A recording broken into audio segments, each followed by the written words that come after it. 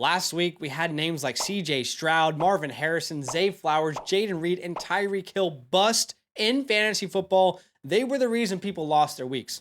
This week, I'm bringing you 5 names that could do the same. 5 guys that could cost you a win in your matchup. My hit rate on this series through 7 weeks is 70%. All right, number 1, Diontae Johnson at the Denver Broncos. I'll be honest with you guys. I was prepping this take even with Andy Dalton. I didn't know Andy Dalton was going to miss the week when I was preparing this take, but now it's just even stronger. There's probably no scenario I'm starting Diontae Johnson. You would have to be in a 16-team start 10 format for me to put Diontae Johnson out there. It's just not happening. He faces the Denver Broncos, which is the worst matchup in fantasy football when you adjust for schedule for your wide receiver. This year, DK Metcalf had 29 yards. Pickens had 29. Mike Evans had 17. Garrett Wilson had 41. All those guys under 8 fantasy points. The Denver Broncos defense this year is allowing the 5th fewest passing yards per game, the 3rd fewest yards per game, and the 3rd fewest total points allowed per game to opposing offenses. It's been pretty simple for Diontae Johnson, even with a name like Andy Dalton, right? If you look, good matchup, you can start him. In a bad matchup, you can't. You got to sit him, right? I mean, you can see in week 5 versus Chicago, bad matchup, he didn't play well. But versus Vegas, Cincinnati, Atlanta, good matchups, of course you could put him in there. But that was with Andy Dalton, guys. Again, no Andy Dalton. You just can't start this guy. And Pat Surtain is Himothy. He's likely coming back from that concussion that held him out in week 7. And lastly, the Panthers have the 7th lowest implied team point total at the time of recording this video. Guys, I'll be honest with you, it will be dead last. By the time the sports books upload, they will have the fewest implied team point total on the week. And Deontay's just not going to get into the end zone. I don't see a reason to start him. I'd rather start names like Jalen Waddle with Tua back, JSN with no DK Metcalf, Darnell Mooney, George Pickens, Tank Dell. How about deeper names like Romeo Dobbs or Juwan Jennings? I'd rather start those names. The second player that gives me those bubble guts, all right, I really don't want to play this name, Tony Pollard at the Detroit Lions. The Lions are the 2nd worst matchup for your running back when you adjust for that schedule. Kyren Williams averaged 2.8 yards per carry. Rachaad White, 1.8. James Conner, 1.9. It was one of James Conner's very few bust games.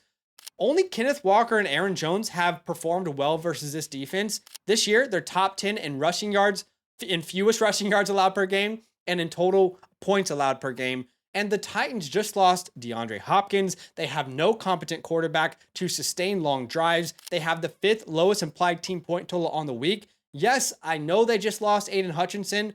I don't care. Against the Lions, a great offense.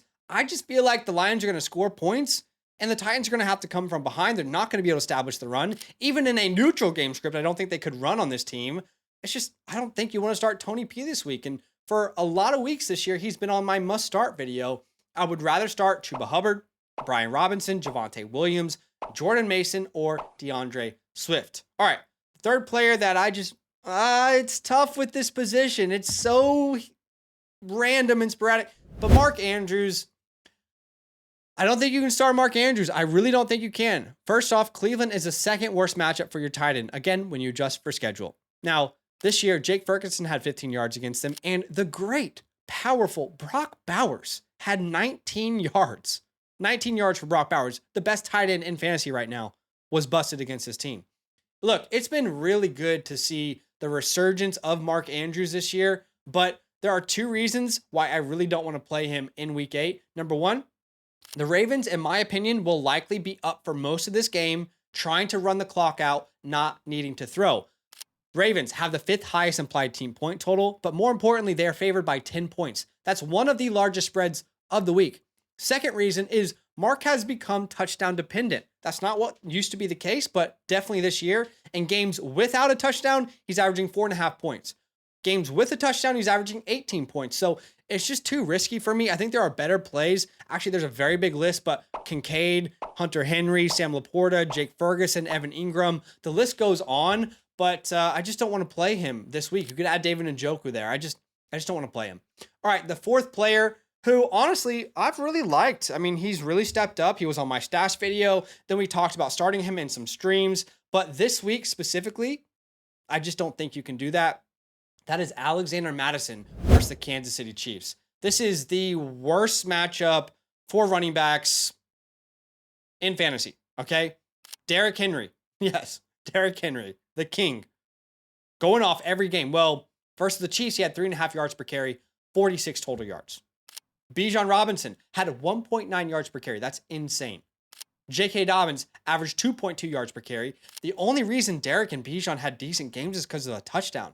And the Chiefs right now are giving up the 9th fewest yards per game and allowing the 6th fewest points to opposing offenses, just 17 points per game. And keep in mind, the Raiders are tied for the 2nd lowest implied team point total. This offense is just not very good, especially, now that they've lost Davante Adams. They just do not have sustained drives typically. I'd rather start Rico Dowdle, Rashad White without Chris Godwin. I think we'll get more work in the air. Tank Bigsby if Travis Etienne doesn't play, or Chase Brown. The last one hurts my heart, all right? Because I do like the Commanders. Yes, I like the Commanders. I like the Chiefs.